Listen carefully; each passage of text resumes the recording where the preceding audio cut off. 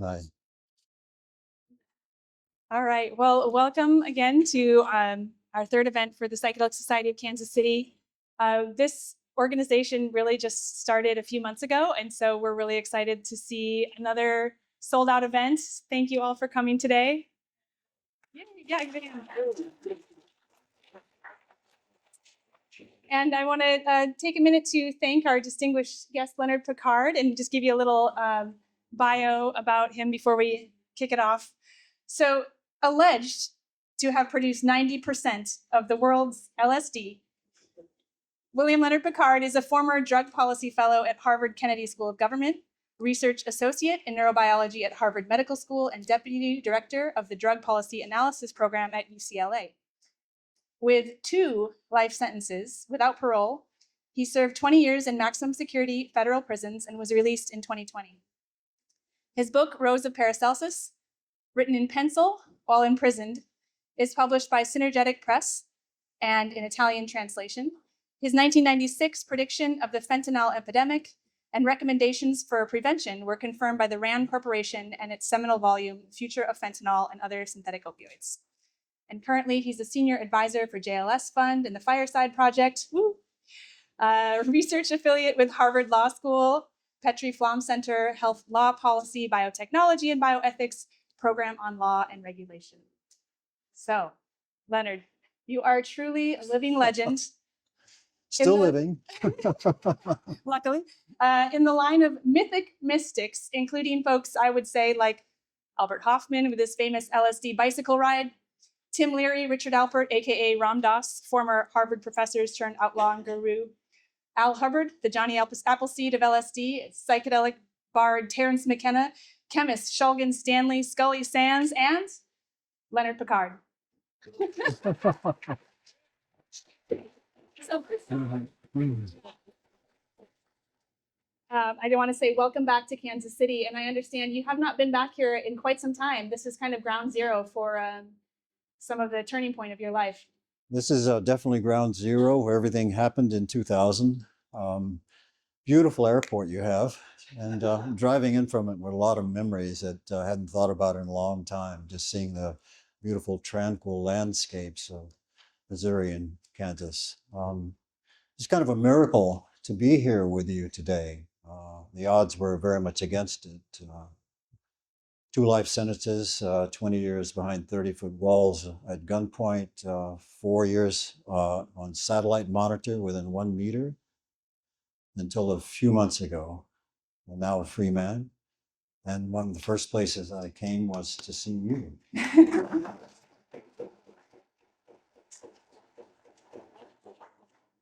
Yeah, and I hoped it wasn't too troubling of memories to come back to this place. But So people have been extremely sweet. It's a Yeah. very gracious, loving community. I did see parked in my friend's van in front of a hotel sipping coffee yesterday afternoon. A whole troop of 5-foot-tall people with purple hair carrying swords and angel wings. And, I thought, wow, Kansas City has changed. Comic-Con. Yes, of course. been enjoying the Comic-Con crowd all around the hotel that you're staying at all weekend. So it's been really fun. So the way I kind of structured this fireside chat is to kind of walk kind of chronologically through your life and kind of ask you to reflect on some of these moments.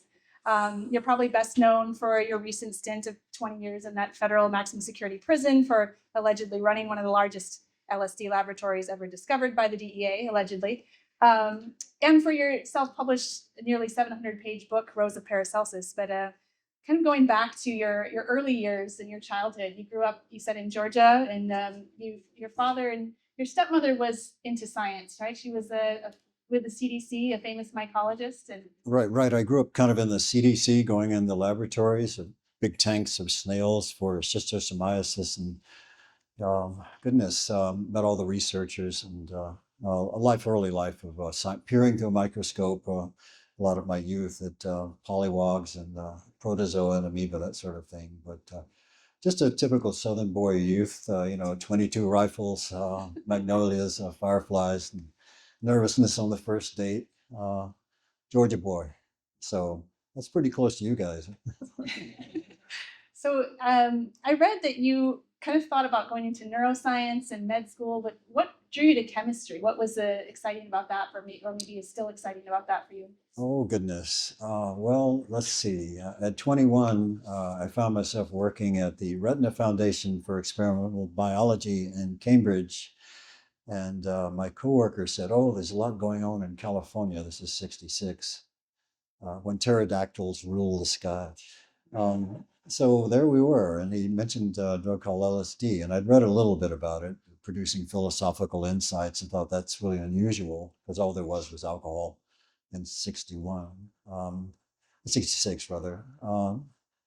We decided to synthesize a little, and you could still get lysergic acid, the precursor, from certain laboratories in England. So on the Retina Foundation letterhead, we got in 10 grams and spent the whole weekend doing an archaic synthesis. But there were no instruments, analytical instruments to validate this was LSD. So we did a bioassay. I took a few drops, went down to Harvard Square, got on a bus, and the girl with short hair, about 21, walked on.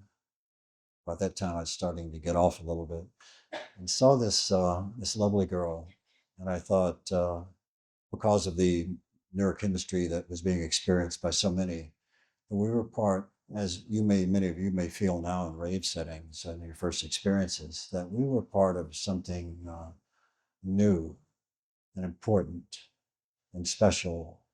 We were part of a minds of a new generation. That when we see the end of war, see the end of materialism, see the end of cruel establishments, and it was up to us. We had the responsibility for all the future of the world. And that was the first 30 minutes of my first experience. Powerful. So you were interested in the experience, and you had the ability, the knowledge to be able to chemically make that, which a lot of people who take their first experience of acid don't understand the chemistry enough to synthesize it themselves. Well, it's not a difficult synthesis. If you're an organic chemistry major, you could do it quite easily. But I left the Retina Foundation immediately to San Francisco, where there are millions of young people in their early 20s coming. If you're going to San Francisco, be sure to wear flowers in your hair, as the song goes. And that was us, truly. We identified each other by dress and hair, long hair, this sort of thing. But later on, we learned to identify each other by tone of voice and what we said and the things we talked about and the values that we held. And so that became more apparent. Yes. Yeah. So you're known for synthesizing LSD, but you also had on your record that you made some MDMA and even some synthetic mescaline, which is apparently really hard to do. Do you have a favorite chemical, either in terms of how it affects you, potential for healing, or just chemical elegance? Well, I once had 1,000 kilograms of the precursor for mescaline, actual mescaline, but that was disappeared by various routes through the years, not synthesized, but a few kilos were made. Mescaline is a most beautiful substance. The hemisulfate dihydrate are long needles like this, 10 centimeter needles. So 100 grams of this is like a cake of crystalline needles, filling 4-liter flasks. You can pull the whole thing out. It's just most beautiful physical substance I've ever seen. So I would have to say, probably that's my favorite experience because the dosage is 300 grams, 300 milligrams. It comes on very smoothly. You can stack it. We're getting to drug use here. It's very smoochy if you're with a loved one. You can do it for days, that sort of thing. You feel the spirit of peyote. And toward the end, you come down, just simply reintegrate into our normal mind, which we have now, presumably. Very peaceful. You feel you haven't done anything wrong, that you haven't harmed yourself in any way. That's a very gracious thing for a chemical to do. Not many have that property. So, apart from the Wamego, Kansas, which we'll talk about, you also had an earlier arrest in Mountain View, California in 1988 for apparently just as large LSD operation there. So I wonder if you could give us any insight into what goes into creating the lab space for these so-called planetary batches that were being created in some of the sites you were allegedly running. Well, that's a very deep question. I haven't really been asked that before, so I'm just sort of winging it here. Uh, you know, when you're synthesizing a compound that will reach millions of individuals, it is at least from my viewpoint, and Tim Scully and Owsley and Nikki Sand, it's a feeling of humbling responsibility. What do you do with this incredible uh, opportunity? Um, one approaches, one must, if the synthesis is to be successful, if one is to not die or become addicted or deranged, must approach it with as a sacred act with a sense of reverence. And so the preparation of the lab, one goes about in that way, often in silence, um, carefully arranging apparatus and glassware, often accompanied by votives, um, fires, flowers, walking tranquilly, always keeping in mind that one is approaching something uh, of possibly great benevolent power, and to approach it with respect. And so that's the attitude one must cultivate in settling a clandestine laboratory of this quality. Well, that leads kind of into my next question. You, after your first arrest in 1988, you spent 4 years right in prison, and then you was in that time you became a Buddhist, and you came out and joined a Zen monastery for a couple of years. I did. Before the 2 life sentences we'll talk about shortly, there was a little 5-year warm up at the same size laboratory exactly, but the first laboratory, Mountain View 88, merited a paragraph in the San Jose Mercury. But somehow the federal government on the second one decided to make quite a show of it. And it was here in, well, in Wamego, just down the road. That was a whole order of magnitude different in terms of public awareness. But yeah, what drew you to the life of a monk after that Oh, first the monk, yes. experience? Yeah. Sorry, if I drift off, just bring me back to that. I hope all this is self-evident. Um, Yeah, so in the first tour of duty, 5 years, very interesting small Chinese monk who was head of the largest Buddhist church in Southern California. 10,000 population came in and just taught us how to sit in meditation. And that very much attracted me because it kind of coalesced all the disparate, diffractive, distracting monkey mind thoughts that were going on into a tranquil, peaceful, centered, focused quietude. And so learning to practice that, I thought, this might be something worth developing. Many of the Buddhist adherents around San Francisco and throughout the world post the late 60s, post their powerful acid experiences, where they realized they had a mind and could work with it, decided to go into these practices to calm and center and develop a sense of reverence to all life, to each other, to the environment. So I entered a Zen monastery in San Francisco for 2 years. Showed up penniless with a box of prison clothes and lived on a futon for 2 years. 4 a.m. in the morning, down into the Zendo, face the wall. I wound up, in a robe, actually, during the early morning hours and would sweep the sidewalks in front of the monastery with heavy traffic going by, like looking at us. Who are these guys? They thought we were Catholic novitiates or something like that. And I recall sweeping the sidewalks in a another young Zen student came beside me and we're sweeping along. And, he said, "Man, this is heavy." I went, "Yeah, it's like the Marines for hippies." So we developed, some strong practices, and a good place to stay for a while to collect oneself. From that, I met Rick Doblin's mentor at Harvard for Rick doing his PhD, and talked to him at a MAPS conference, and he said, "You should apply." And I went, "I'll never get in. Are you kidding?" But did. And so the day the letter of acceptance arrived for the Kennedy School of Government at Harvard, I open the envelope, let a shriek, which you don't do in a Zen monastery, and wound up going from the halls of bowing and flower arranging and chanting and delicacy of formal Zen practice to the K school, where I'm surrounded by bright young students from around the world talking about guiding missiles through mud huts in Waziristan and nuclear carrier escorts, how to feed children on the floodplains of India, their milk supplies, all sorts of policy exercises around the world, presumably in the interest of the United States. It was quite a show.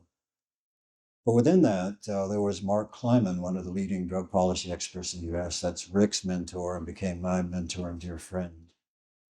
We lost him a few years ago. Mark was instrumental with Rick in the early days of MAPS in terms of instructing him how to relate to federal agencies and how to get MAPS not to be ridiculed as some fringe action, but as something quite serious that may help the military men recover from their horror of what they've seen.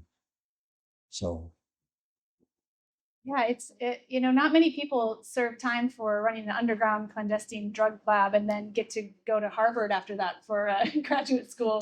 twice. Yeah. So I'm curious about, maybe if your record of, this underground operation maybe helped you land that admission in some way. It showed your advanced knowledge of chemistry and kind of connected to that world.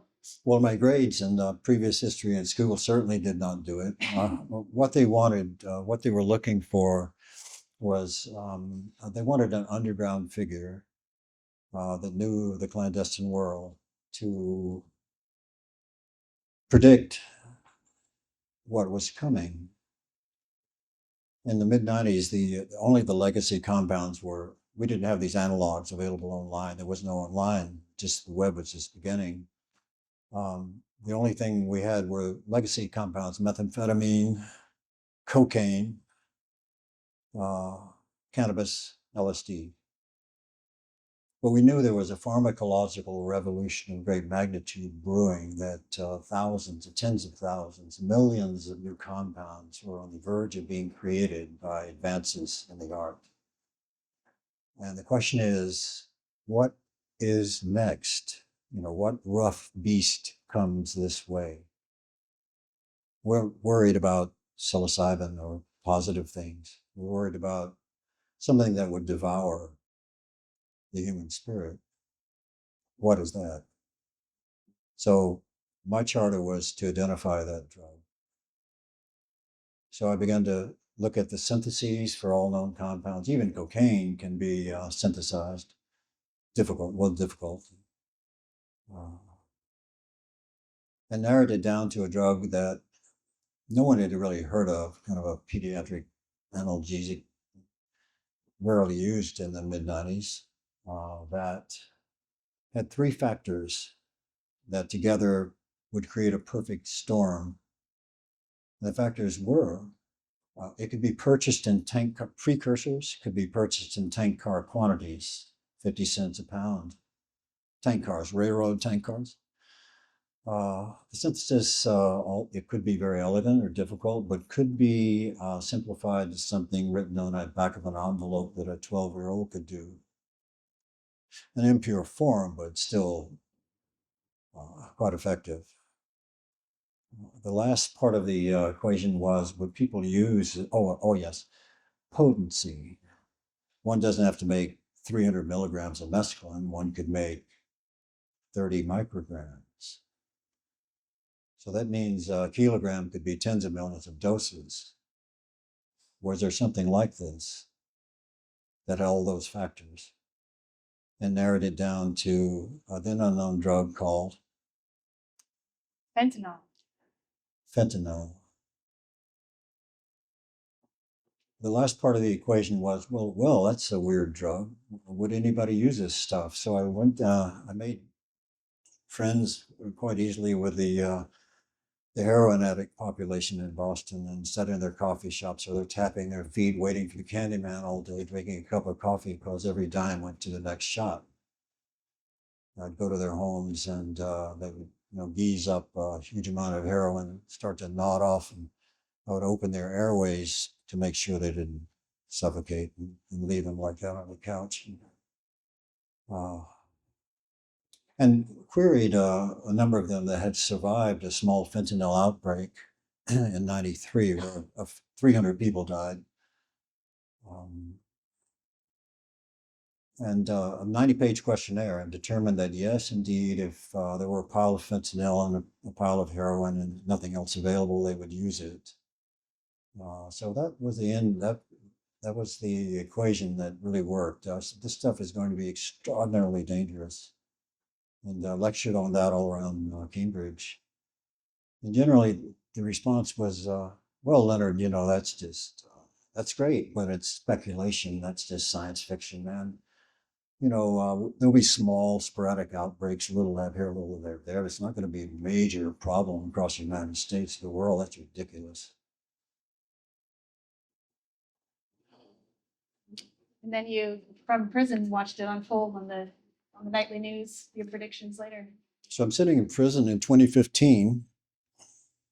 Oh, actually told this whole story to the federal court in Topeka, testifying over several days in my defense.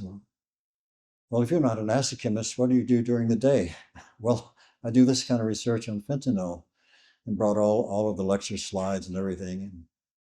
And, if there are any federal agents here, please say hello to prosecutor for me. Any federal agents, please stand up. Okay, cool. So, yeah, the prosecution is going, Judge, this is an LSD trial, not a drug no one's ever heard of. But we got all the exhibits in of the prediction. So it's permanent part of the public federal record. Great. Off to do 2 life sentences. A few years go by, no epidemic. A few more years, no epidemic. 10 years, no epidemic. Just the usual few thousand deaths a year from opioids. Then 2015, I'm watching television. Prefer not to, but sometimes there they are hanging from the ceiling 24 hours a day. And 1,000 people died from a fentanyl lab in Toluca, Mexico. Here it is. Someone, skilled or unskilled, is doing this, and it could probably spread, and the cartels get a hold of it. At least 1,000 people tried it. It was 2015. And that just ran wild like wildfire. That year, 100,000 people died. And next year, 100,000 people died. And every year since, 100,000 people died. So about 2019, the RAND Corporation, the think tank in Santa Monica, mostly defense work, mutually assured destruction during the early 50s, atomic weapons and all that, have a drug policy section. And they got hold of the documents from the federal court and the documents from Cambridge, and wrote a book called The Future of Fentanyl. And the work in Cambridge was chapter 3, and recommendations how to prevent this epidemic from occurring. But nobody would listen. One newspaper, Wamego Times, was the only reporter of this testimony at trial. And they said, they quoted my last statement, which was, "We're going to have a big problem." So nothing happened until the massive deaths. So Rand got a hold of this, published it. We attached a copy of Rand to the motion for release, and it seems to have been influential. There's someone here that lost a child due to fentanyl, and I hope to meet you after this talk. Thank you. Yeah. So, in reading your biography and interviews, it seems like one of the biggest missteps, and you've said this yourself, was hooking up with a man named Gordon Todd Skinner.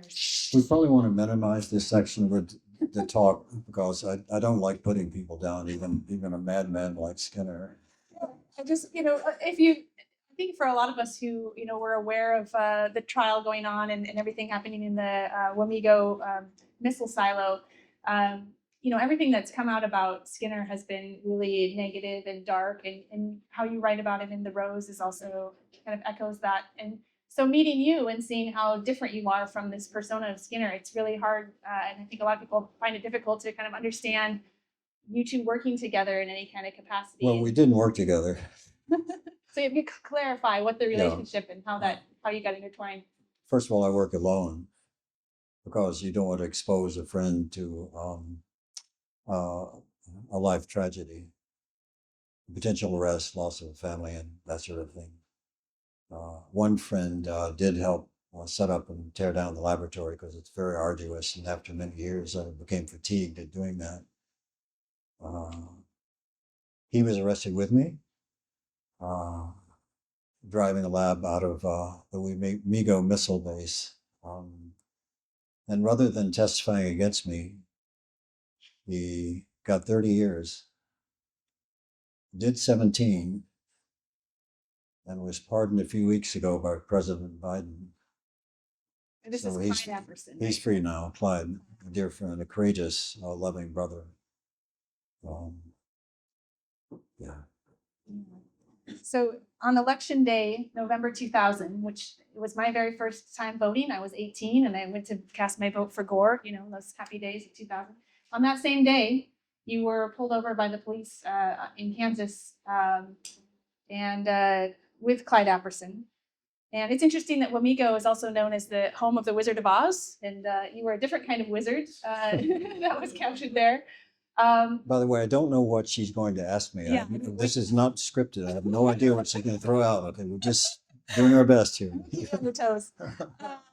So yeah, the police pulled you over. You were a long distance runner, so you took off. I had a new baby, a brand new baby, and due in 2 weeks. So I really needed to get home. Yeah, so you were able to avoid the police for about 18 hours. They brought in helicopters and heat-seeking cameras to try to find you, and you were running through the cornfields under the full moon. Yeah. Zoom. It was amazing. I got away relatively quickly. Probably the adrenaline zipped around through some houses. Suddenly I'm a mile away looking back at, they're not chasing me or anything. And I mean, they tried a few hundred yards and ran out of steam, but they didn't fire any bullets. And so there's a stream. So I remember the movies. I'm going through the streams. They're off the bloodhounds, which didn't start till the next morning. Through the stream and soaked, and it's like November 6th, and I'm freezing. There's no coat or anything. And in a panic, I'd thrown my cell phone away, stupidly. Yeah, down some railroad tracks, and life is changing. It's like, this is the end of the world, and it's a full moon night. I'm thinking, do I walk into Manhattan, Kansas, and try to make a phone call, or a 7-Eleven out in the remote area, perhaps? And I'm freezing. And so I decided to stop in a barn. So I'm in the barn, crawled up in some hay, shivering, life going before my eyes. And the choppers are starting a circle at dawn. As you hear the beating of the helicopter blades. They've got downward-looking infrared scopes looking for, warm heat signature. So I crawl into a water duct, a cement water duct, trying to block the signature. And they finally left, and I realized I'm serious. Got a serious problem here. Slept overnight. In the morning, the farmer's dog, I look at him, he looks at me. I've been a cat person all my life. I love dogs now, but I didn't know much about them. So he started yapping. There's no way to stop this. So yeah, one thing led to another. It turns out the enforcement had called 200 homes in the area and said, be on the lookout for this guy. It was on television in the morning, and I didn't know all this till later. But somehow here comes the sheriff's car down the street, and I go, oh no. So I book it across the farmer's field, kind of icy, freshly turned field. Not freshly turned, but icy field. And he's dovetailing behind me like this, chugging away, and he hops out of the car and pulls the gun and yells, stop, I'll blow your motherfucking head off. And I see my wife and child. And I thought, I don't want to be in a hospital. So I stopped. And he cuffed me, and back to the squad car, I went, what's this all about? You've just been running for 18 hours. Like, why? Why are you guys chasing me? What's this all about? And he told me what it was all about. And took me to Potawatomi County Sheriff's Office, and they took my wedding ring, which I will never forgive them for. So, yeah. And so even though this lab in Wamego was that they found the evidence for in the cars that you had was comparable to the one in Mountain View, that time you got 5 years, this time 2 life sentences. I'm curious why it was so much worse. Was it Kansas versus California? Was it the drug war had changed, bad luck, or were they trying to make an example out of this case specifically? Well, they felt the lab was the source of most of the LSD in the United States, if not the world. They came to that conclusion. Skinner had been pumping them up. Perhaps it was true. There are only 4 or 5 plant distance chemists on that scale. Everyone knows each other. Well, some are operating, some are not, even today. There was a Rolling Stone article which kind of pumped them up. They went, this is newsworthy and careers could be made on it. And DOJ got involved. The Attorney General got involved. The DEA administrator went to Congress for appropriations and got involved. And so it was pretty tough. I'm sitting there in flip-flop shower shoes and a orange jumpsuit with a 4-inch pencil, and I'm supposed to fight all that. How do you do that? So I thought I could think and write my way out of it because I love my family and wanted to go home and couldn't give up friends. And so my co-defendant and I just bit the bullet and went on down, way down. So it's interesting when you're under that kind of confinement. I noticed an interesting phenomenon. When you're with your loved one, friends and family, and there's a lot of embracing or loving, it's like an electrical charge goes into your body. But when it's suddenly cut off, and there's no holding, no hugging, no nothing, no human contact, it's like the charge kind of flows out of you. It takes a few weeks to go. It's like an energy. I can't explain it. This is merely an observation. And then there's an emptiness. It doesn't hurt. Priests, have that. Any occupation that disallows human contact has that. One feels okay, but something's missing. Something really fundamental to our humanity and our heart is missing. So that happened. Over the years, every year or so, a man here came down. A dear friend would come to see me every year. We'd get a little hug hello, a few seconds, and a little hug goodbye. And just that human contact, that charge would last for several days. You feel different, feel happier. Uh, Loving each other is a necessity. Uh, yeah, so just passing that observation along. Mhm. Yeah, so you were serving your time in prison. You filled your days writing appeals, helping others write appeals, reading Victorian Edwardian literature, walking the track with fellow inmates, and writing a book. Just a little book. Um, the Rose of Paracelsus, 600 pages of luscious, descriptive prose. And this really transports the reader around the world from Cambridge to Berlin to Switzerland, St. Petersburg, Russia, Mazar Sharif, Afghanistan, Kathmandu. And the descriptions on reading this are so detailed and engrossing. It's clear that this was written not just from memory, but from memory of being really present in the experience so that you could recall the minute details so lovingly years later while writing this work with pencil and paper in a small prison cell. To me, the book reads like a hymn or a prayer to both the beauty and the horrors of the world. And I can imagine it was a wonderful escape from the day-to-day brutality and monotony of the real world in prison. And Leonard, there are also several very spicy and sexual sections of this work. So I wonder if it was a challenge to recall all the exquisite moments, smells, tastes, sounds, and emotions of the world from a place where you thought you may never get to experience them again.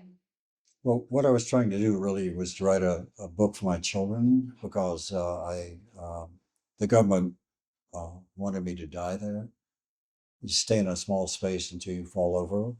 You see men fall over sometimes on the yard, and the guards won't let you go help them or talk to them. Someone you may have talked to every day for years just has a heart attack, and you can't even comfort them. So that was the intention of the government for me. So I began writing really to my children were small, and one day they would grow up, and God knows what they knew about me or the case. I didn't have contact. Occasionally, my son would come every few years. Well, my daughter's not at all. So it was kind of a death song, but also I wanted to explain to my children why we did what we did and the price that was paid, and that I held them always in my heart.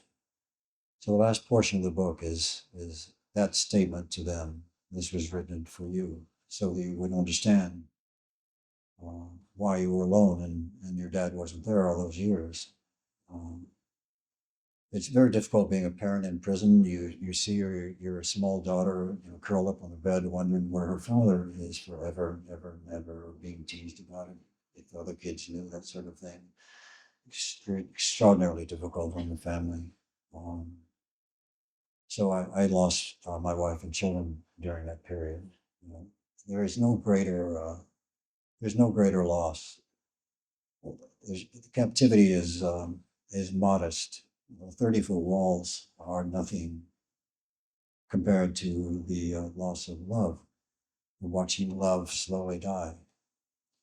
So I wouldn't wish that on anyone. Yeah.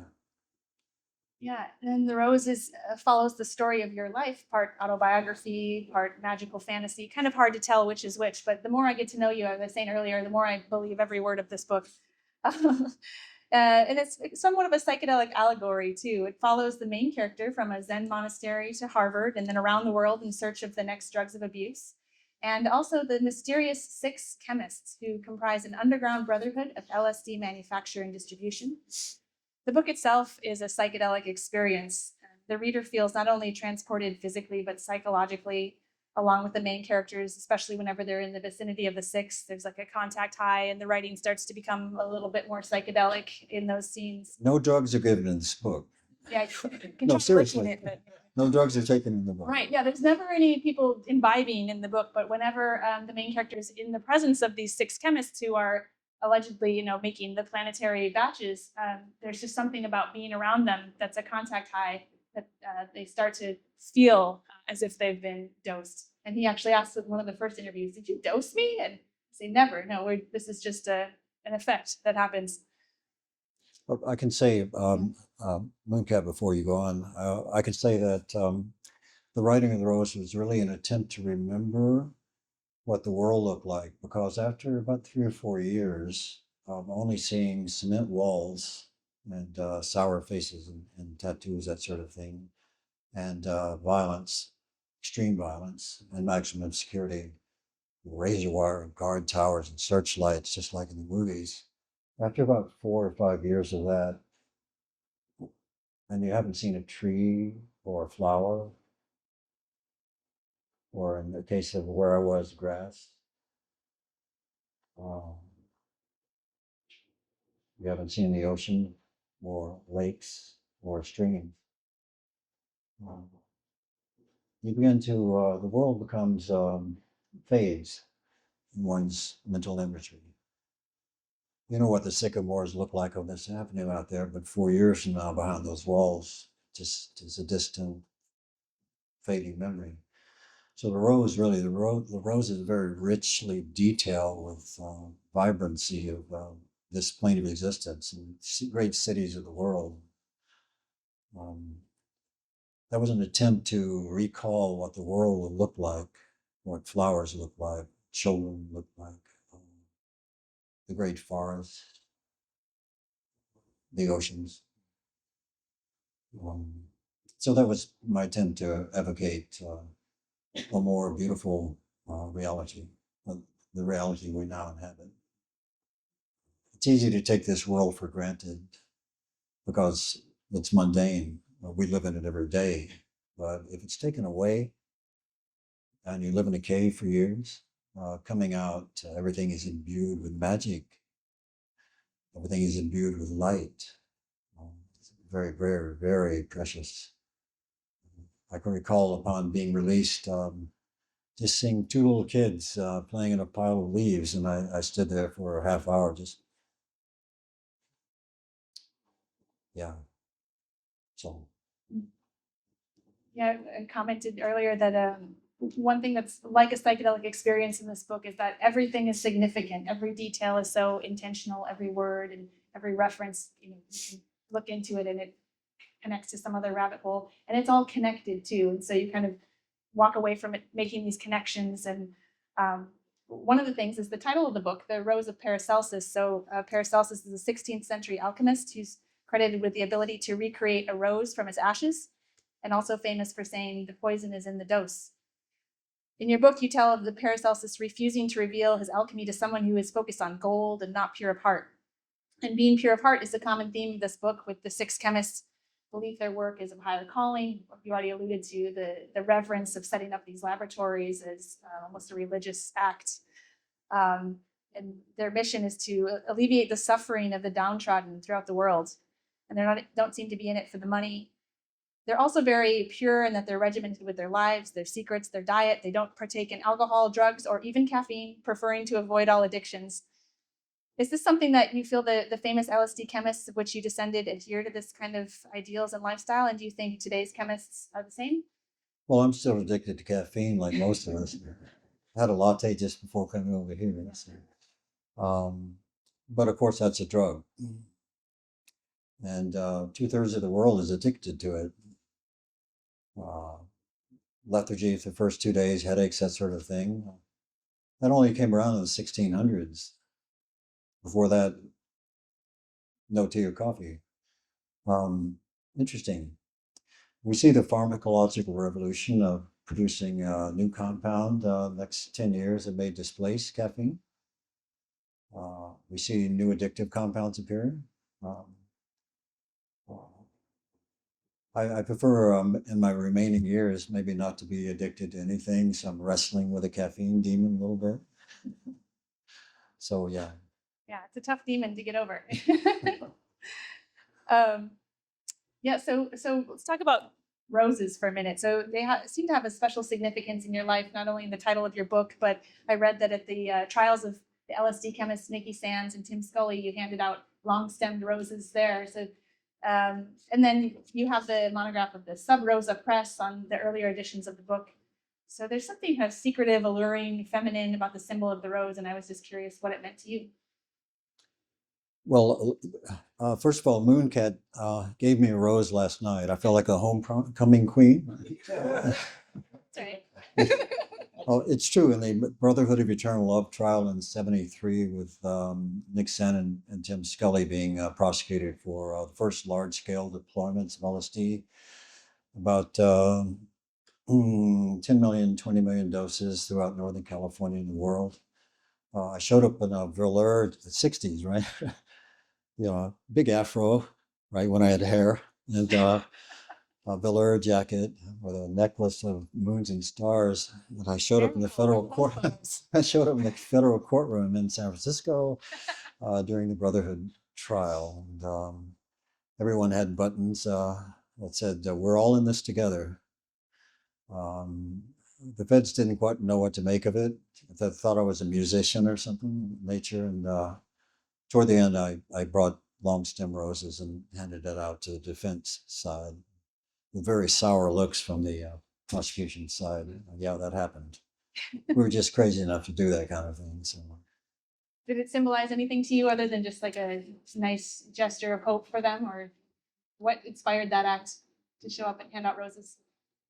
well, because these were people I thought were doing something quite wonderful, and they were being mauled for that inspiring act, and I thought they were very brave, and just came to honor them and show them some grace, some gentle grace, a simple flower.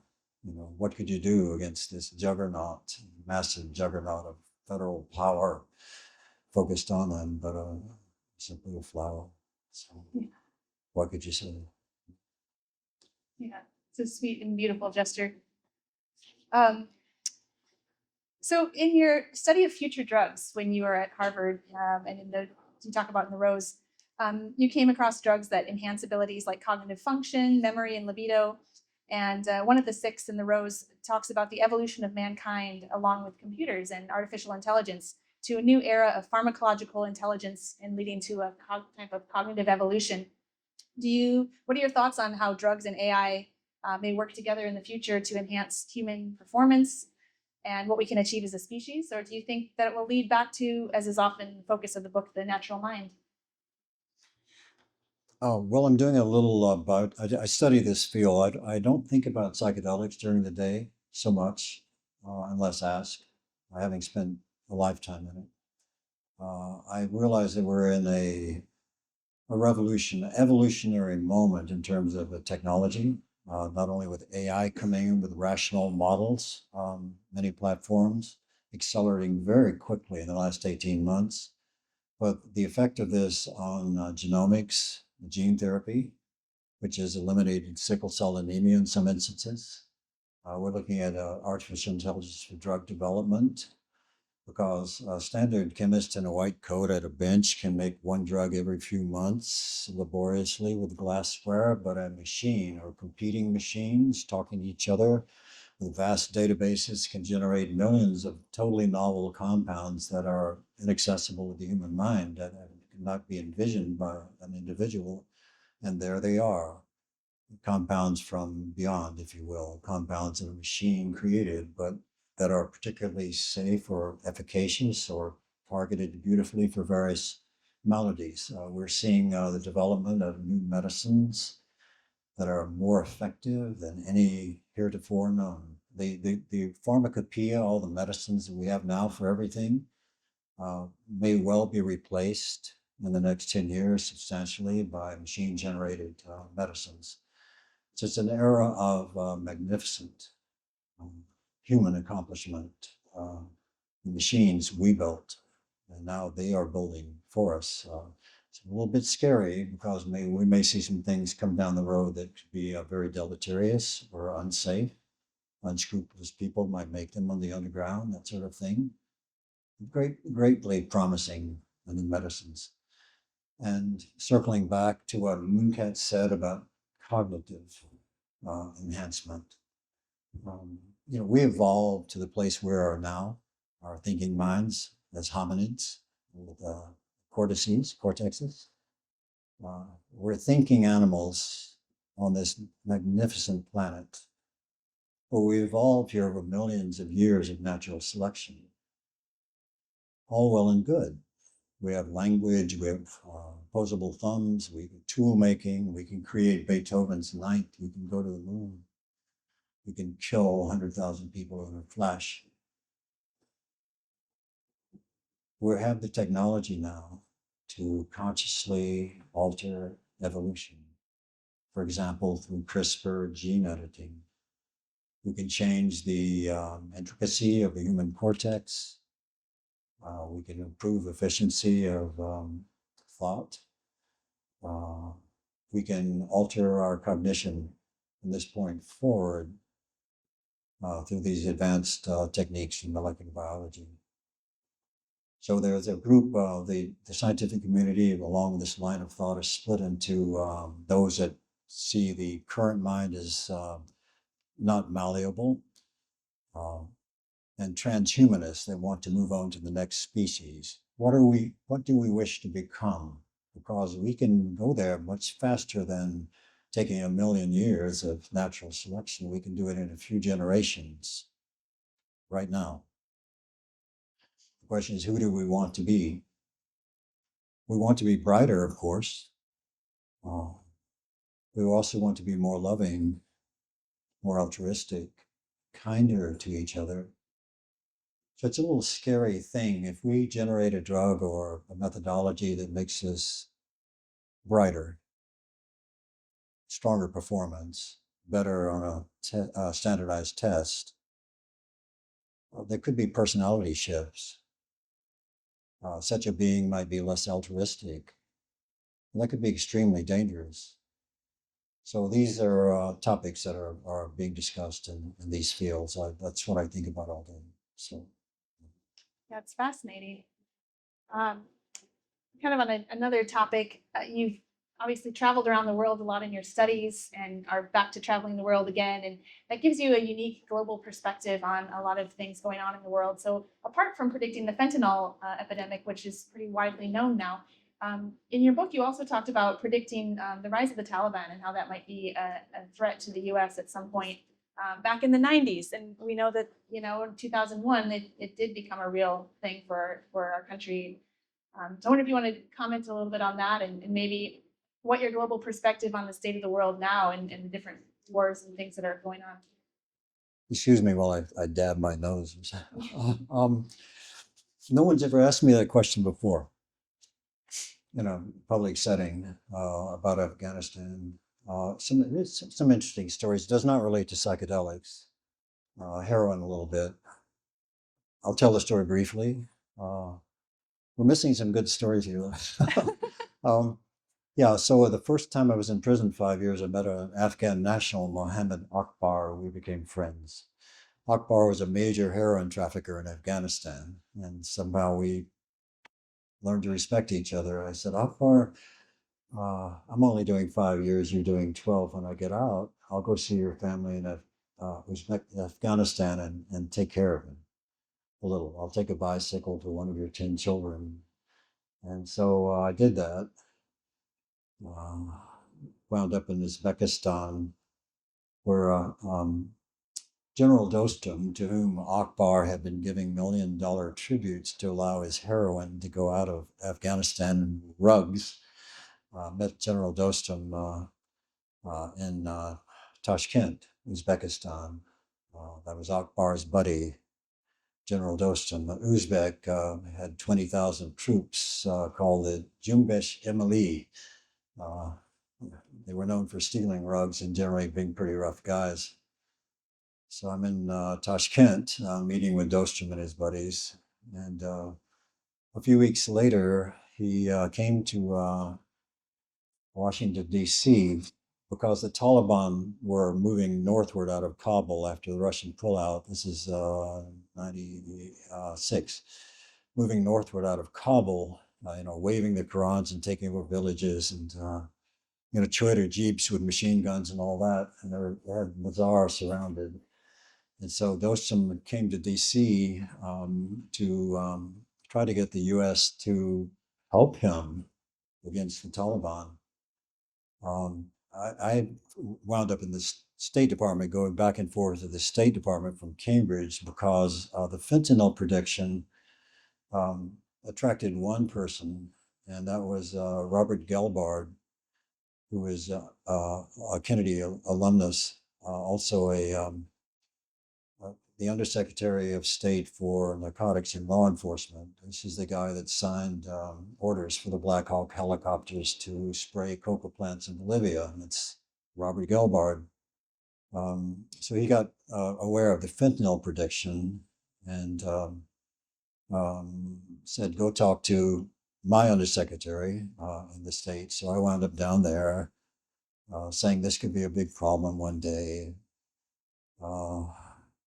So I knew those guys. And Dostum appears in the front end of the State Department on C Street with 170 flags of all the nations. I'm a little nervous at the guys behind the counter. Dostum shows up with, oh God, a mullah, bowing, saying prayers, just come in from Mazar-e Sharif. And a little 25-year-old guy that seemed harmless named Malik Pelawan, who all he wanted to know was where the strip clubs were in DC. I couldn't really speak to that in DC. So Malik went on to fame after 9/11 as the guy that put 100 Taliban soldiers into a tractor-trailer truck, several of them, and drove them across Afghanistan, but forgot to put air holes in there. So they all were screaming until they know it was silence. And they pulled the tractor-trailers up outside of Dostum's home. Had a home in the desert in a place called Dasht Lili, Lake Lili, just nothing but sand. And they tractors dug a great hole, and they just spilled out like fish, wet fish, and the tractors buried them. This was kind of an international incident. But when Malik was at the State Department with me years before that, it just seemed like a harmless kid, but a great killer it turned out to be. Dostum then went over to the Carnegie Institute, begging for the U.S. to help him in Mazar. I was at the Undersecretary for Pakistan, Afghanistan, Bangladesh, Robin Rafael. I brought Dostum up there. He gave her a rug with a great woven imagery of Bushkashi games. This is where they take a severed goat's head and play polo with it on horseback. That's a big game in Afghanistan. But she was very cold to Dostum. She thought he was a big heroin trafficker, which he was, and of no use to the United States, which he was not, and cold-shouldered him out of her office. So we all go over to the Carnegie Institution. Dostum speaking in Uzbek with a translator. In the back jump up 4 CIA guys in shirt sleeves and ask him, what's your source of funds? Of course, it was heroin. Everyone knew that. And he said emeralds, emeralds, because there were emerald mines around Afghanistan. Left DC without any support. We had lunch in the Pentagon with Michael Pillsbury, Dostum, and myself and a Voice America translator. Pillsbury was the guy that got the Stinger missiles into Afghanistan to shoot down the Russian Hind helicopters. Dostum goes home. The Taliban take Mazar. Now, the total country under control. Dostum flees to Turkey with 50 bodyguards. 96, 97, 98, 99, 2000, 2001. World Trade Towers collapse. Suddenly, the U.S. goes, who do we have in the Middle East that can deal with this? They go raise Dostum out of Turkey, give him $10 million in cash. The CIA officer gave him $10 million in cash. He re-raised the Jumbesh Mili, 6,000 troops he had left. There was a great scene about U.S. Air controllers doing the B-52s, directing B-52 strikes on Taliban positions. It was on horseback, quite well publicized. And Dostum and his troops, under U.S. Control, went down the Shamali Plain and captured Kabul. Dostum later became vice president of Afghanistan. But it was interesting to see him 5 years earlier standing in the State Department asking, please help us.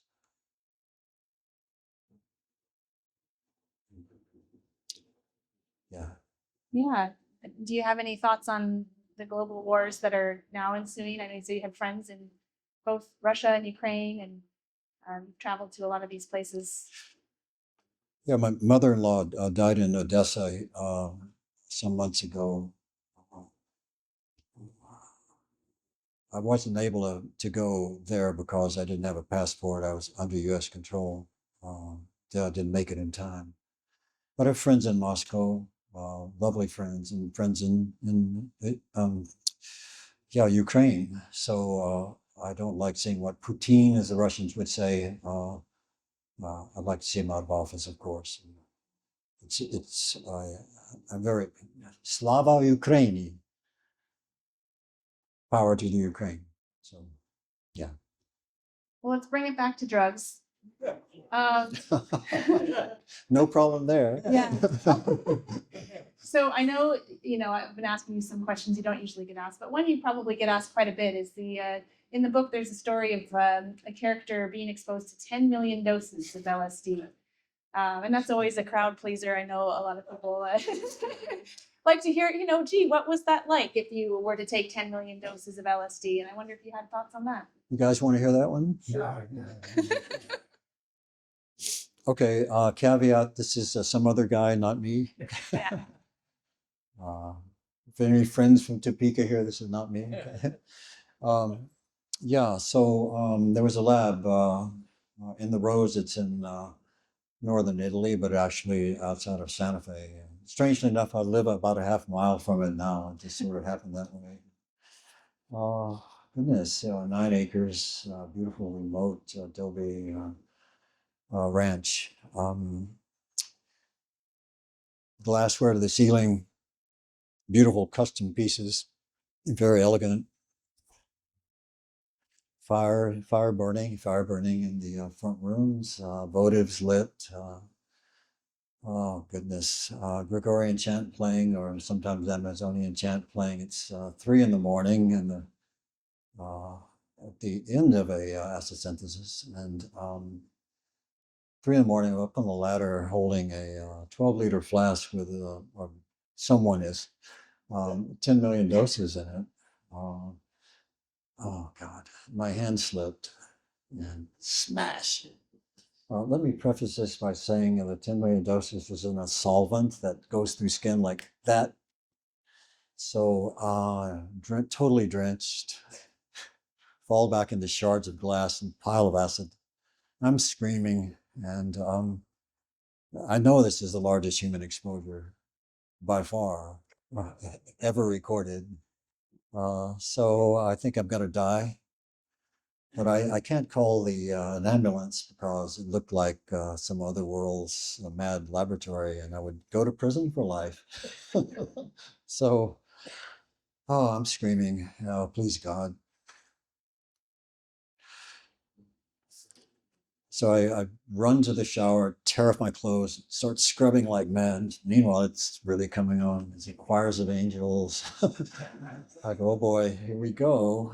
And I'm trying to dry myself off and go into the front room, and the whole visual field is billowing. You can't see anything, and floating candles in the air and all this sort of stuff. And it's like, and that was just the first minute.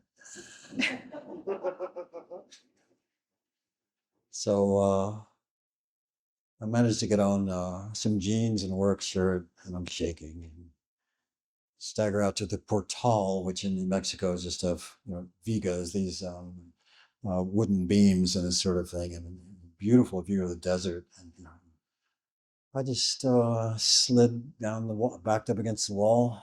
It's a moonlit night, stark moon, and I just slid down the wall.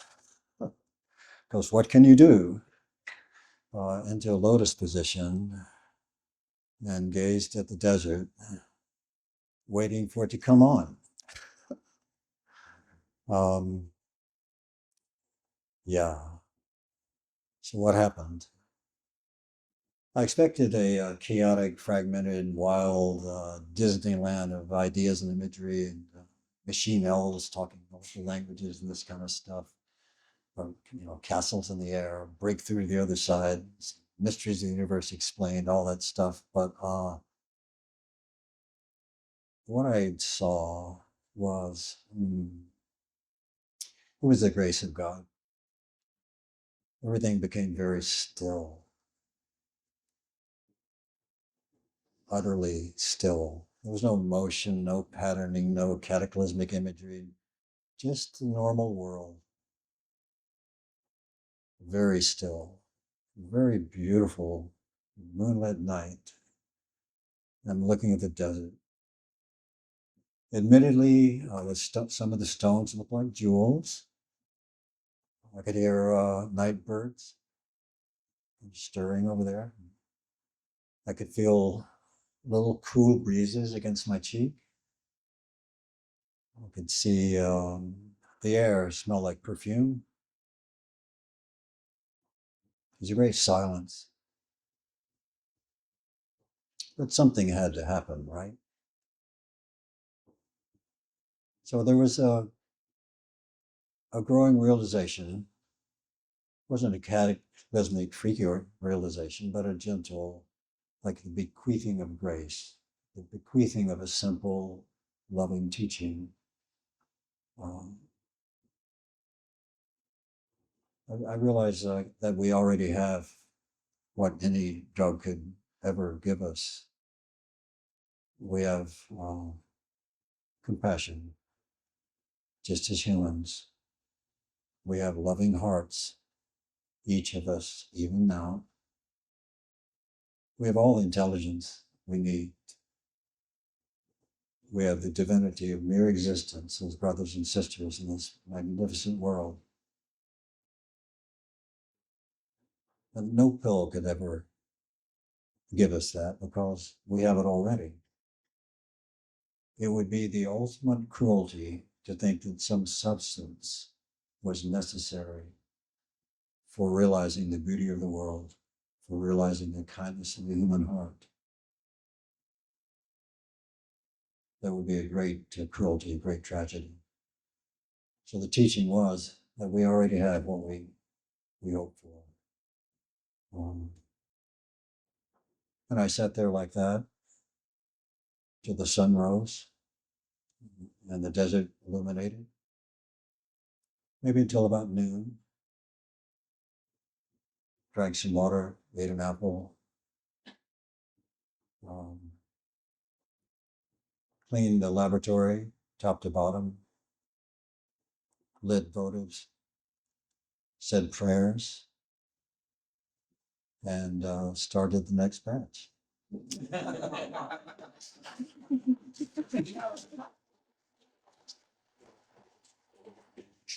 We should talk about the prayer. Let's talk about the prayer. That's a nice thing to talk about. The prayer. The prayer? The Go prayer. ahead. Okay. So what is the prayer? Yeah. A prayer. Nikki, we're all in the Judeo-Christian tradition, and so sometimes underground Guinness will do things, do ceremonial things, not magical mumbo jumbo, that sort of thing, but just very simple acts that seem to help. You have a reaction kettle, precursors swirling around in it under argon. The whole scene is bathed in red light, photographic filters. So you're in a red room with this stuff under argon, music playing, of course, and full protective gear, moon suits. And there's a moment when all these reactants, within 30 seconds, transmute to 10 million doses of the most potent neurochemical ever discovered. In that moment, a prayer may be said because this is going out around the world. And one dose can be quite an experience, and certainly 2 or 3 can be quite an experience. So 10 million is quite an experience. So one sends its on its way with a little prayer of kneeling or standing, addressing the universal creator or whoever your personal God is. Just saying, hand on reactor, may this substance act in a benevolent way throughout the world. May it ease suffering. May it act gracefully upon the human heart and mind. May it make us more gracious to each other. May it make us more loving. May it do no harm. And with that simple prayer, it goes out. So if you ever wanted to know where it comes from, that's where it comes from. Nice intention before we even set our setting. The intentions got into the batch, hopefully. So Leonard and I met at a conference in 2022 and struck up a conversation because we found out we were both on our way to Burning Man that year to volunteer with the Zendo Project, which is a psychedelic peer support organization. At festivals, they set up a tent next to the medical tent. So if somebody's having a very intense psychedelic experience or emotional experience, they don't need medical attention, they can come to the Zendo tent and we sit with them. We're trained to be, trip sitters. And can you imagine being at Burning Man, having a wild trip experience and going to Zendo and then having Leonard Pickard as your trip sitter?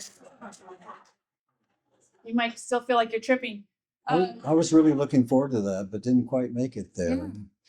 So he got as far as Reno, and I didn't know the rest of the story. He just texted me, I'm not going to make it. But I just learned the rest of the story last night, which is pretty fascinating. It might serve a bit of levity in this somber situation. So yeah, I was permitted to go to travel a little bit to university research labs to talk with their people about whatever needed to be discussed. And I saw, wow, Burning Man's happening down here south of Reno. And so couldn't resist because of the art exhibits and all the fun. So I'm driving at 6 in the morning with a couple of passes into Burning Man through the desert.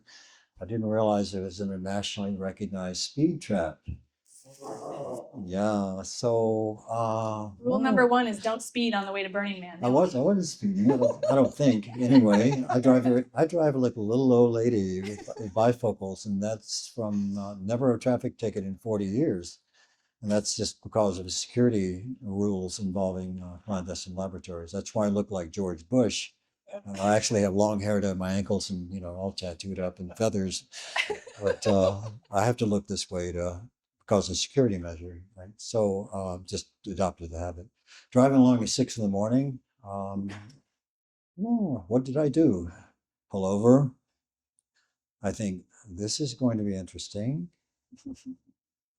Roll the window down, hand out my driver's license, goes back to his car, and he's there for about an hour. I'm going, yeah, okay. So he comes back. From prison. Yeah. He comes back to tap tap tap. Step out of the car, please. Hands up. Boom. You've been through this before, yes. Pats me down, cuffs me. I've been back at the squad car, for speeding, back in the squad car. I'm 80 years old, right? So, yeah.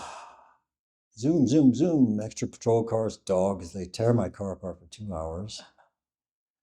I'm sitting here thinking, I could be in trouble, but I'm really not because, of course, there's nothing in the car. I haven't even had a glass of wine in 40 years or a joint. Never carry anything. And I watch this all go down, and he comes back to the car. I'm still cuffed up, and rolls the window down, puts a cell phone to my ear, and my supervisor is going, Leonard, I went, what? What are you doing? I'm going to Burning Man. No, you're not. Those are a bunch of acid-taking hippies, and you're an acid manufacturer. Doesn't that sound suspicious? I went, no, I'm going to see the art exhibits. He said, you're going to report back here immediately. I went, thank you. why did I say thank you? Because I wasn't going to jail right then. So the cop said, you may go now, did not give me a ticket. So I really haven't had a ticket in 40 years.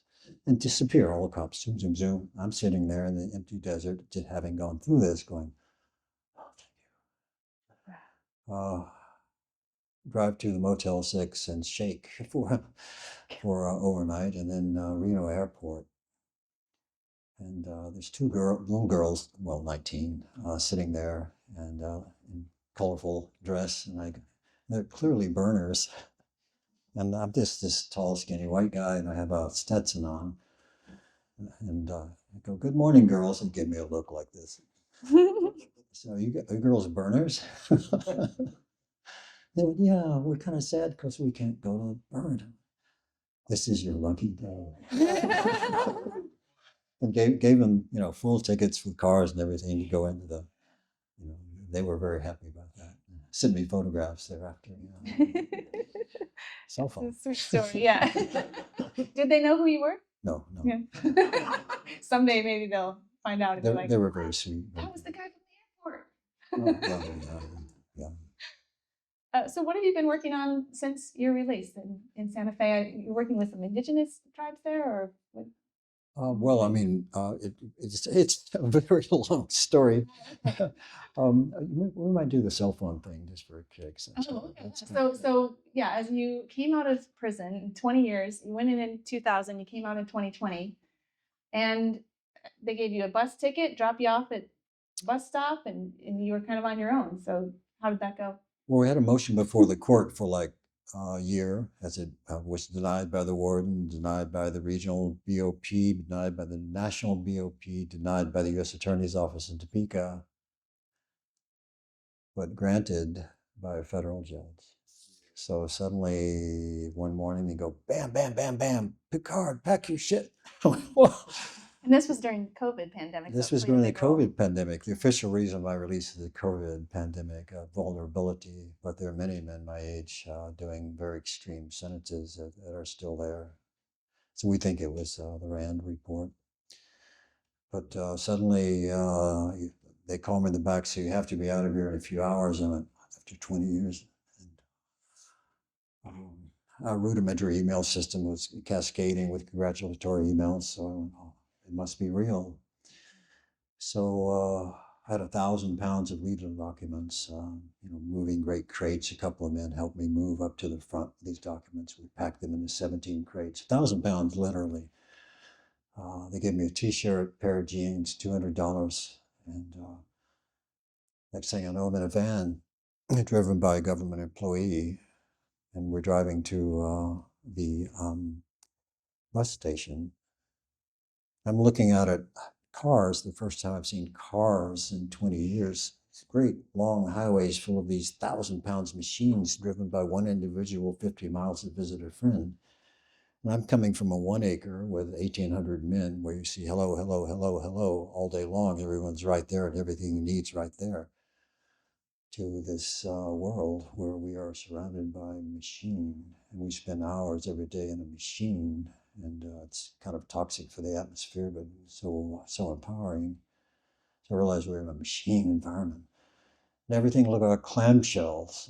When I went away, the cars were different shapes, and everything's like exactly. Ford looks exactly like a Chevrolet, exactly like a Beamer. That's interesting.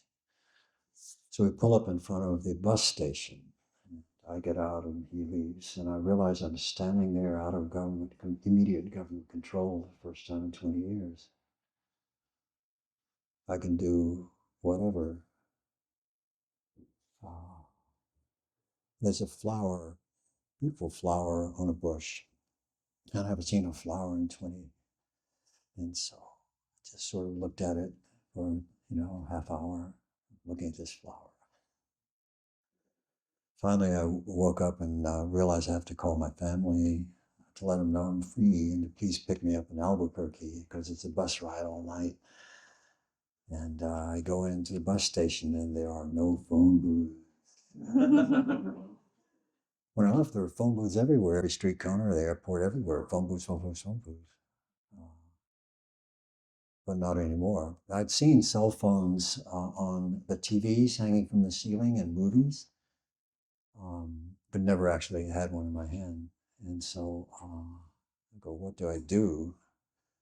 So I see this young brother sitting there speaking on the cell phone, all blinged up. And I learned to be very polite in prison because you get killed if you're not. We can talk about violence in prisons too. Whatever you want. So I walk up to him, and this tall old white guy standing in front of this brother, and I go, "Excuse me, sir, I just got out of prison. I need to call my family. If I give you $5, would you call them, please?" He looks at me as I'm from Mars, which I am. And he said, "Here, man, call him yourself." Gives me a cell phone.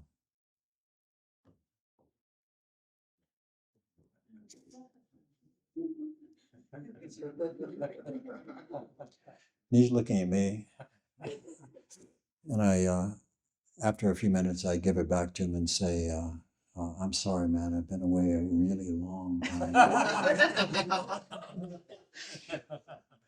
Would you call them?" I said, "Sure." And that was the first cell phone experience. Yeah.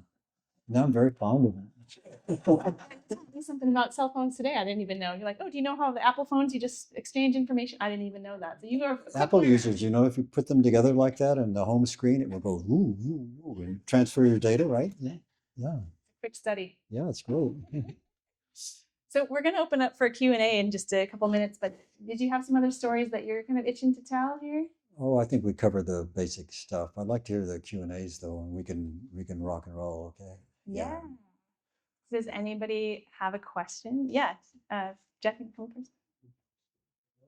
Oh, sure. Do you want to come We up can here? hear you. We can hear you. Just You can just shout it, or if you want to use the microphone, come on up. Yeah. All right, so I've heard a story that Ron Goss tells about a Solana hotel room where he had some LSD that was very powerful that he wasn't expecting, and he got it from somebody who was kind of underground. I've always wondered if perhaps you gave him that The LSD. Kansas connection. Well, no, of course not. I Ram Dass was I know his cousin. That we're friends in Santa Fe, and Ram Dass's ashes are a part of them are not in Hawaii, where he passed away, but also in Taos, New Mexico, where there's a Hindu ashram, and his ashes are there. I go up occasionally for all-night kirtan, where we call and response. Ganesha, Shuri Nam Ganesha, that sort of thing, back and forth. Very beautiful. Ram Dass was the last person I saw before the world ended. And my 9-month pregnant wife and I were at a normal meeting in Tiburon, a beautiful part of Marin County overlooking the bay. And big, nice party. My former attorney on the 5-year bust was there. He was now a district attorney of San Francisco. I wrote a nice letter for bail on my behalf. It didn't lie. I walk in and there's Ram Dass, who's chair-bound post-stroke, and kneeled beside him and told him what I was up to. And he said some very sweet things, culminating with "We are one." The next afternoon, I flew to Topeka, and the world ended. Yeah. So you're not sure where he got that Salina, Kansas dose. So. No. Okay. Another question? Come on up. All right. Yeah, you can go first. Or just wing it. Yeah, you can either shout it or you can come use the microphone and feel special. Special. I don't know if this is an appropriate question or not, but just let's say someone has never used LSD before. Is there any preparations one would make before? Yeah, absolutely. I mean, I don't see it as a recreational compound. although goodness knows in my youth, we did it all sorts of ways. I once crawled through Golden Gate Park at 21 on an interesting dose. My hands and knees with a dear friend, a little more than we expected. We were crawling through Golden Gate Park and great trees and dinosaurs and what have you, all the way to the ocean. It took all day. And, yeah. In terms of preparation, these days, I like what I'm seeing these days in terms of intentionality with these materials. We see it with people taking 5-methoxy, the toad, that sort of thing.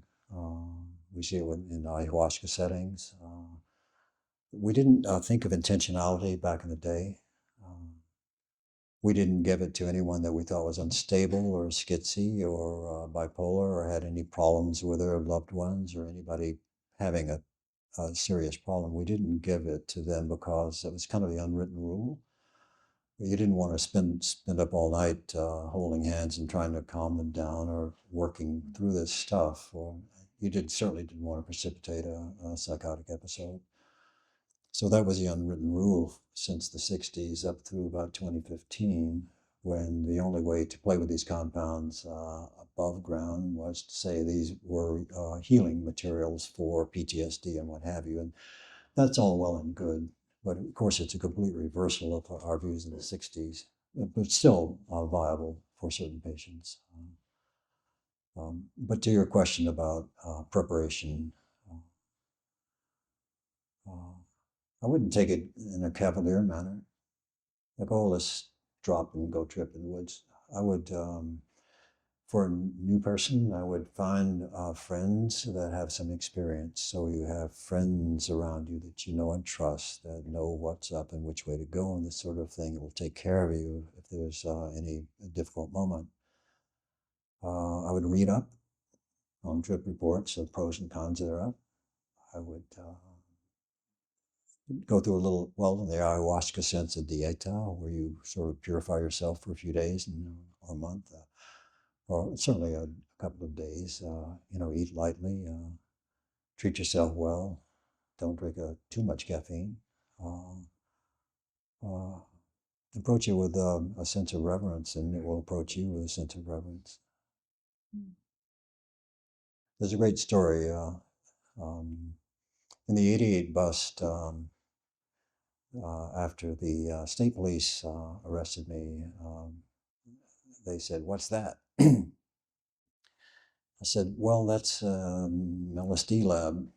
And so you guys, when you go in there, wear full protective clothing or you may experience unusual psychological effects. You didn't know what I meant.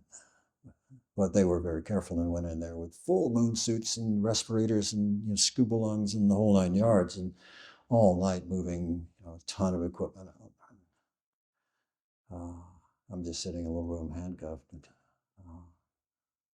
around dawn, at the end of the work, one of them lifted his visor of his helmet and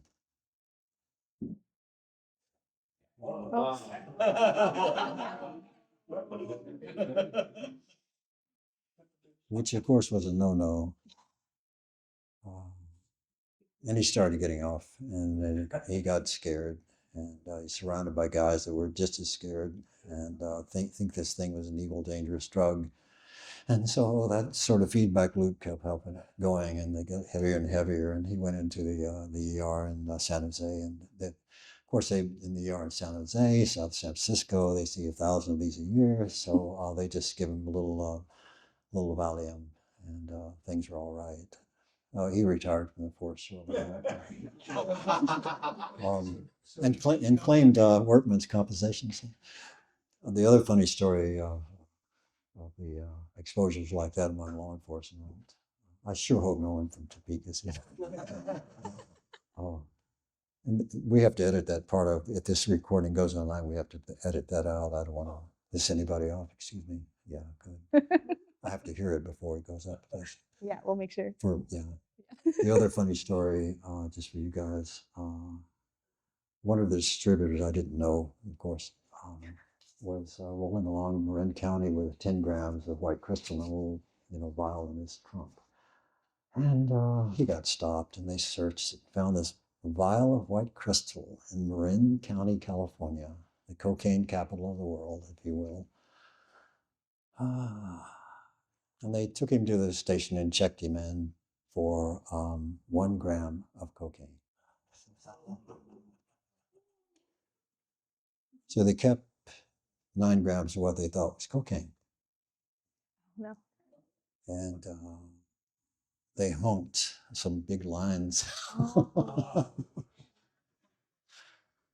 And things got a little weird very quickly. I don't know how that turned out, but yeah. Jamie, yeah, come on up.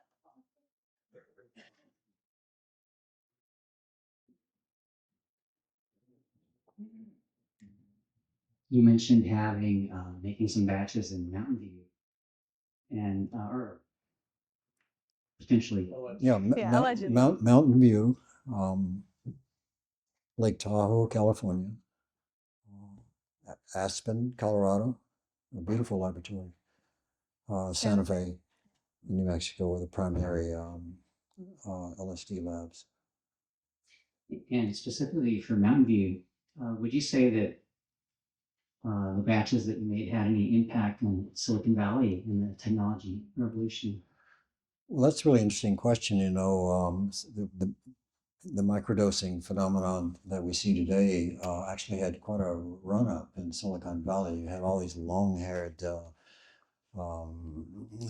hippie programmers doing some of the early coding in the 70s forward, and they needed to stay up all night or for days to just code their brains out. And so they started microdosing a little bit to kind of tide them along. And so a lot of the early coding efforts and the insights in that came from that.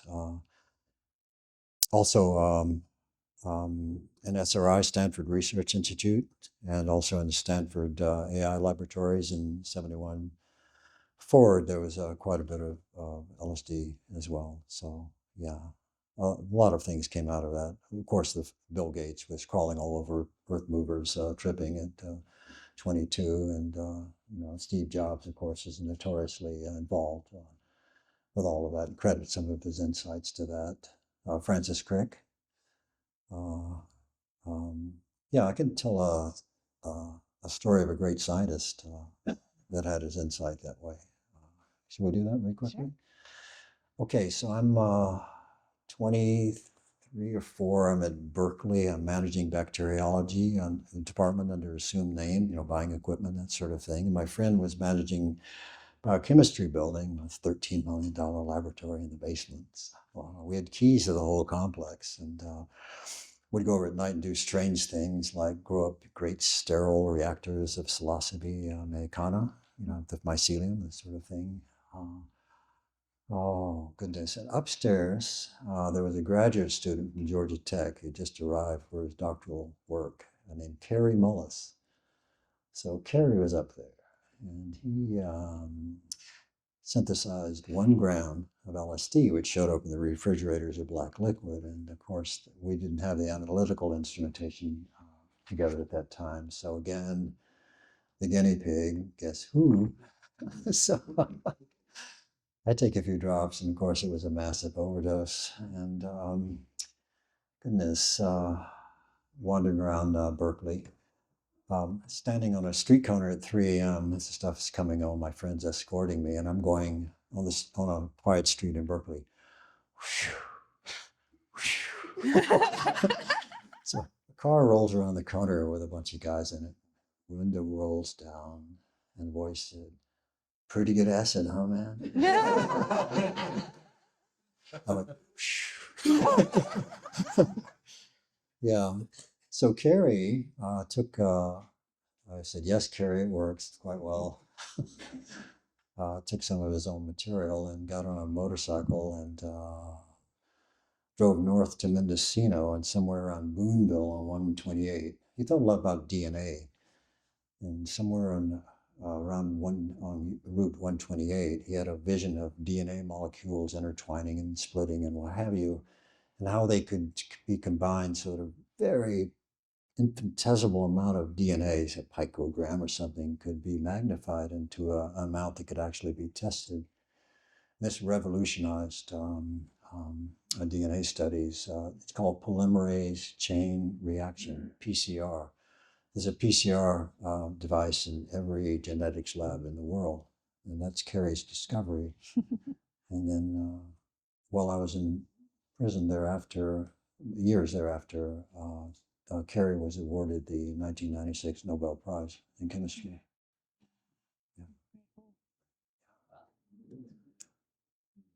He took his Nobel money. He was an ardent womanizer. He was an ardent womanizer, and took his Nobel money, $1 million, and went down. And he was working for General Atomic, and went down to San Diego and bought a apartment complex on the beach because he was an ardent surfer as well, and full it with surfer girls. So he also had a little rock band. And, yeah, Carrie. Quite a character. You can read about this in his book, Dancing Naked in the Minefield. Carrie Mullis, yeah. Maybe a couple more questions if anyone has any. Yeah, come on. Yeah, then you next. From the lens of wonder, what question can we, the audience, ask you to get the most interesting answer? Ooh. Well, you know, I see this. I see speaking, which I do more regularly in the last few months, as an opportunity to give something. I want to give something to you. Well, that's the only thing that makes it super rewarding. All of the many loving people, of course, but a little gift. And so that gift today would just be to remember your natural mind, and the mind you had when you were 8 or 9 or 10, before you ever had a cup of coffee or smoked a joint or took any drug whatsoever. You know, that mind, that pure mind, that healthy young mind. Because ultimately, if you're lucky, after the great arc of life and taking everything in the world, if you're lucky, you don't get strung out on anything or die. If you're lucky, you come back to that natural mind after many years. It's the greatest gift of all is a functioning, healthy brain and mind, a compassionate mind, a balanced mind. You will stop pushing it around in all these different directions. Fascinating as the experiences are. Some of the beauty of psychedelics is they tend to be self-terminating, not addictive. You have an uncomfortable trip, or you have an insight that it's okay to put it down. It's okay to leave it alone. You've had all the basic teachings. Just come back to your original self. Come back to that peaceful, tranquil, normal, healthy, sweet mind. And it's okay. And may you all have it. And you do have it. So that's what I'd like to give you. Beautiful. Thank you.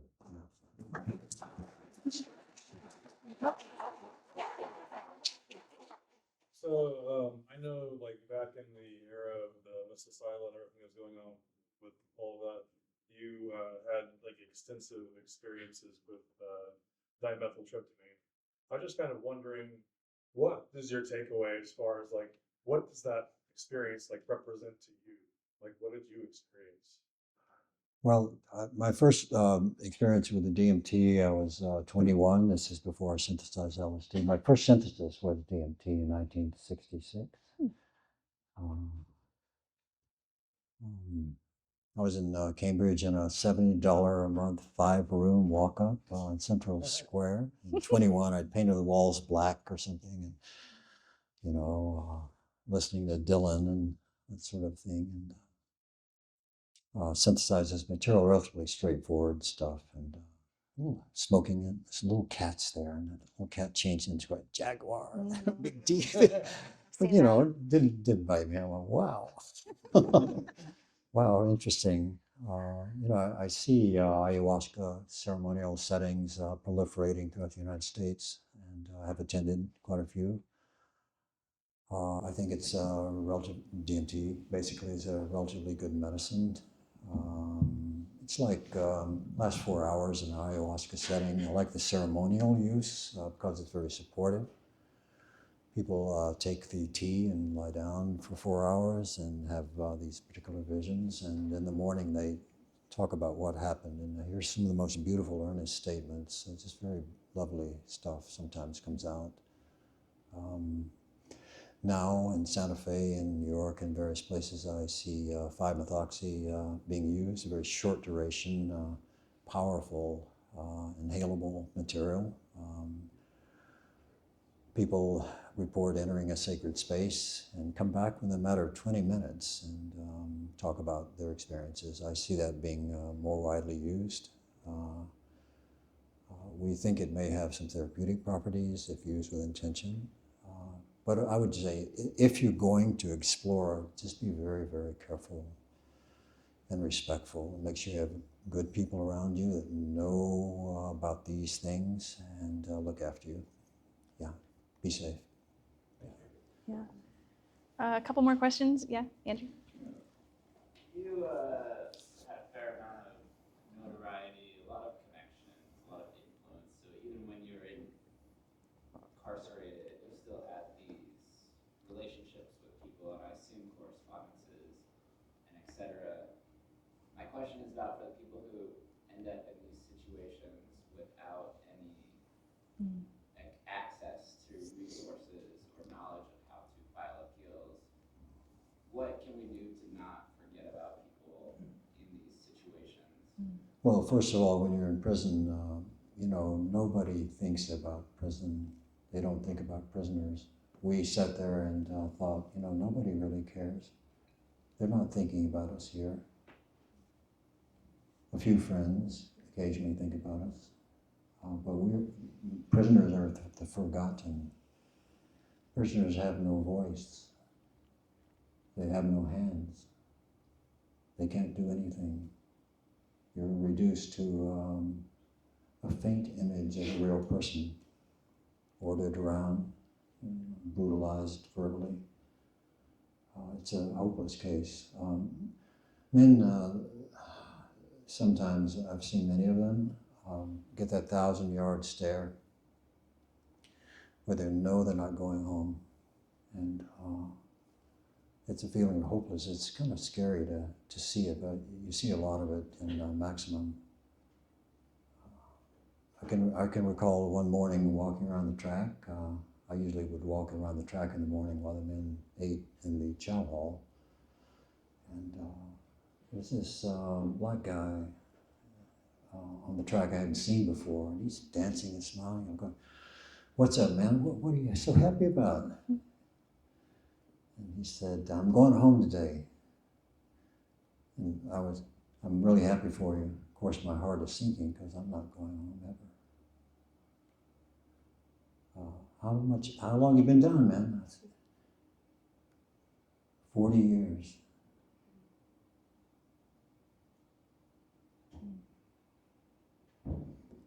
So long-term incarceration for many. I was lucky because I had a few friends outside that really took care of me. One is here. One is here, right over in the corner. His name is Lee Pinsky. You want to stand up and say hi? Yeah. Called him out. He's outside. Okay, Lee stepped outside to smoke his kratom. When he comes in, we're all going to be like, Lee. So he missed this. But he started writing me about 15 years ago, and we became great friends, and ever since then. He persisted in writing until I had a big stack of letters, and I just put them on my desk and eventually opened them. And hey, come on in, Lee. Lee. Yeah.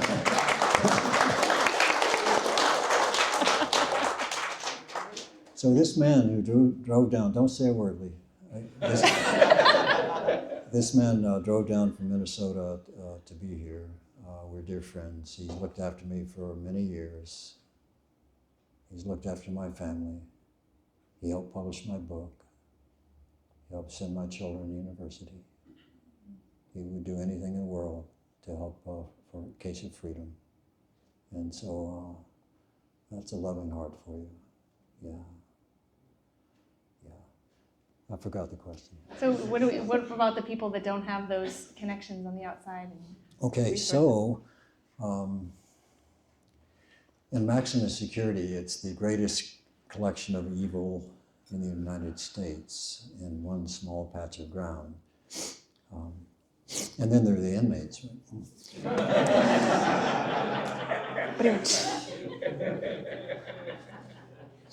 But seriously, there are some crimes that, some of the crimes that, I think most people could be released on home confinement and monitoring, but some crimes, they truly need to be isolated from society. These are child molesters, if you will. I mean, I can't even describe the crimes because it would make you unhappy to hear the nature of them.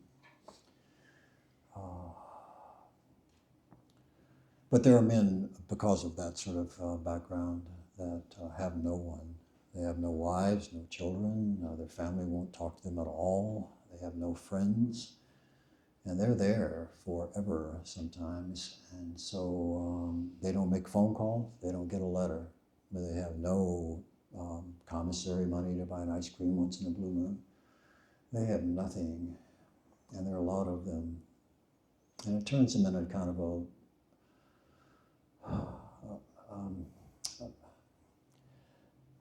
a lost soul, if you will. You can see it in their eyes.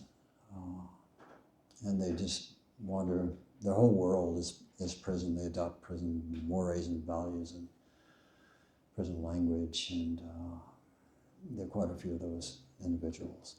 If you're walking in maximum security, there's a great deal. You want war stories? In maximum security, there's a great deal of violence. The guard towers have shotguns. If you try to climb the wall, they will kill you and get a $2,500 bonus. Loudspeakers, they have recordings of shotguns being cocked. When you hear that, you better get down on the ground because something's going on. You might have 1,000 men on the yard. Over in the corner, someone's being stabbed to death, and then they'll fire a flashbang grenade over our heads. Bam! Everybody goes down like a flock of doves around the ground. Nobody moves, or they will shoot you. So that happened routinely.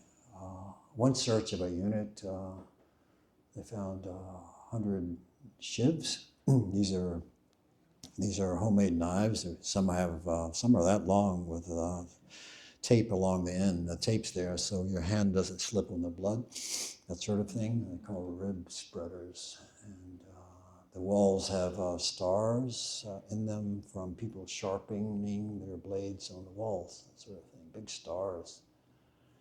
I've seen guys, I was behind one guy and I see his little red dot on his back and he's walking really fast to the front, and the little red dot gets bigger and bigger and bigger until I realize he's been stabbed and blood is spreading. So then they take those guys out on flights of life, that sort of thing. I walked into a bathroom once and a young guy was in there with about 100 holes in him and going, "Help me, man." And there's blood everywhere, that sort of thing. Yeah. I'd like to end on a high note. Well, the first stabbing I saw was, well, no. No, you don't want to hear that. That's your high note? Peace, brothers and sisters. I got two more questions here. Ian and then Ellen. Yeah, I was wondering if you have any personal preparation, ritual, ceremony, or integration practices that you personally find helpful, and maybe integration as a whole. I was interested in your thoughts about it. Well, I do the same thing every day. I've done for a quarter century. Really, it's very simple. I wake up. If I don't have a dream about being in a little box, so sometimes I have a little box I can never ever leave, and that goes on all night. And then I wake up and go, "Oh, it was just a dream." So the way I wake up in the morning is I sit on the edge of the bed and stretch and thank the good Lord for being alive and His wonderful friends. and bright day, and all the interesting, wonderful things that are going to happen today, and the people I meet. Stretch. Might do some sun salutations, okay? And then I might hit the cushion, meditate for a while, and do a little burpee thing I learned in prison. 50 of those, right? And yeah, shave, go about the day. I have an office in Santa Fe, and I have 5 different jobs. So mostly, online, that kind of stuff. And at night I reverse it. Hot bath, candlelight, yoga, let the clenched muscles go, cushion for a little bit, and I say a prayer for my family, and go to sleep. Yeah. It's easy, right? Yeah. Ellen, do you want to have the final question? Sure. I just wanted to ask, and maybe you've already kind of answered it by talking about sending benevolence and wishing for alleviation of suffering when you're creating these batches of drugs. But what gave you the motivation or passion to do it on such a large scale when it was so risky and you obviously paid a high price for it? Well, I mean, we were very young when this stuff hit, but we thought it would change the world, and we thought it was our duty to get it out there. Most people over the years would let it go, but as we matured, we just simply became more professional about it. There's a great deal of loss of life.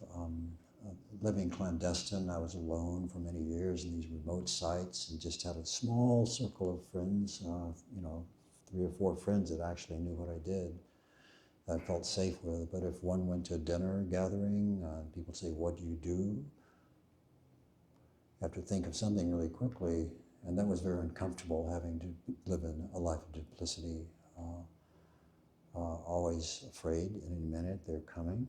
That sort of thing, every second of every day for like 40 years. That takes a kind of a toll on a person. So life now, post-incarceration, is actually much happier, although we had some really interesting times in Europe. But life today is so much more rewarding. Circle of friends are growing. Yeah, job is fabulously interesting. Still healthy, at 80, and yeah, it's great. Yeah, it's like being given a new life. It's like being born again. It's like thinking one was going to die in a hole, and then suddenly a new life. It's like a gift of grace.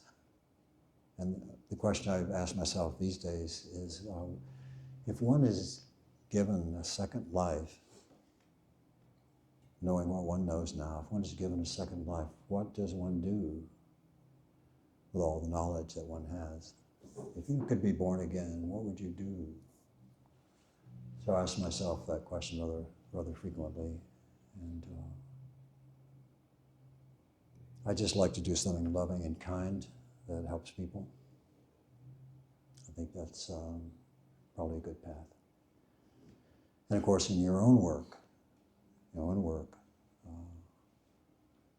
that is what you do. If it's making a cup of coffee for someone as a barista, or any act of respectful act of human dignity, you're giving. We are all giving to each other simultaneously, and so that is a loving act. However humble it may be. I've had many humble jobs since release, and I try to remember that, so yeah. Yes, well, you have many more friends in Kansas City after today.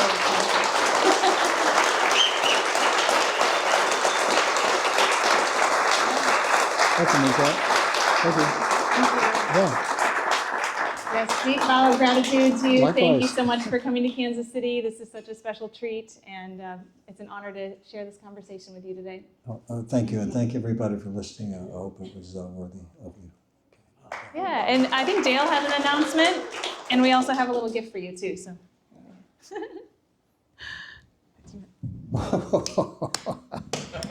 Hey, yeah. I know the guy that made this, actually. Okay.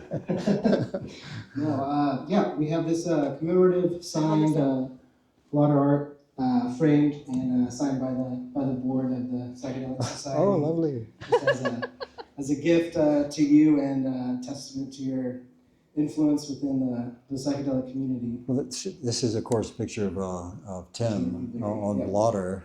No, this blotter is not live, is it? No. I'll explain it to the highway allegedly not. patrolman as I drive home. You know who I am. Thank you so much. Yeah, you're welcome. You have that too? It's Just a little gift bag. You got our little symbol, so you can represent the Kansas City wherever you go. Yeah. Your swag bag. Barbecue sauce, rose stuff. It's great. Thank you. Thank you. Yes, and we also have some coloring pages that our director of marketing created for you as well. Yeah, well, I feel rather childlike. I'll get some crayons and do my Yeah.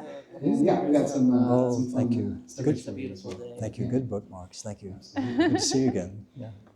And our next event coming up is April 19th. We'll be at Swope Park. Just during the day, there'll be some live music. It'll be a bicycle day celebration, and the first one in the Kansas City area. So. What's Bicycle Day? Yeah, Bicycle Day, of course, was the day that Albert Hoffman discovered the psychedelic properties of LSD, and shortly after he did, he decided to stop working for the day and rode his bike home with an assistant, and while he was doing that, he was experiencing the world's first LSD trip. So, yeah, we a lot of different areas and cities around the United States celebrate it, and so we want to bring that to this area as well. We also are starting a new harm reduction initiative where we will be providing peer counseling at live events, and we're calling it the Safe Journey Initiative. So if any of you are interested in supporting that, you're welcome to check out our t-shirts and some donation links that we have.